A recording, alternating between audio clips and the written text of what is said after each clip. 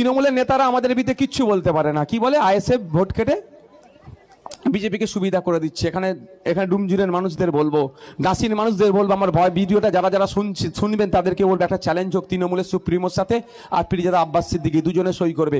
ISF যেখানে যেখানে প্রার্থী দেবে, যদি ওখানে বিজেপি চলে আসে, তৃণমূল যা শাস্তি দেবে মেনে নেবো। আর চুক্তিতে লিখতে হবে মমতা ব্যানার্জিকে সই করতে হবে, যেখানে যেখানে তৃণমূল প্রার্থী দেবে ওখানে যদি বিজেপি চলে আসে, আইএসএফ যা শাস্তি দেবে তাকে মেনে নিতে হবে। বুঝে আসছে কি বলছি? আমরা ভোট কেটে বিজেপির কাছ থেকে টাকা নিয়ে যদি বিজেপিকে আনার ব্যবস্থা করি, তাহলে এগ্রিমেন্টে সই করব না আমরা। কিন্তু আমরা বলছি দেখতে চাই সত্যিকারের বিজেপি বিরোধী কারা, দুধকে দুধ পানিকে পানি করতে চাই। আসো এগ্রিমেন্টে সই করো মমতা ব্যানার্জি, আর আমাদের পিরিজাদা আব্বাস সিদ্দিকী সই করবে। আমরা ৭৭টা ২০২১ সালে তৃণমূলের এই বিজেপি এমপি জিতেছে, এমএলএ জিতেছে। আমরাও দেখতে যাই বিজেপির ওই ৭৭টা কোথায় কোথায় জিতেছে, কতটা ভোট কেটে বিজেপিকে আসার সুবিধা করেছে। আপনাদের চ্যালেঞ্জ করে যাচ্ছি, তৃণমূলের সুপ্রিমো মমতা ব্যানার্জি এই এগ্রিমেন্টে সই করবে না।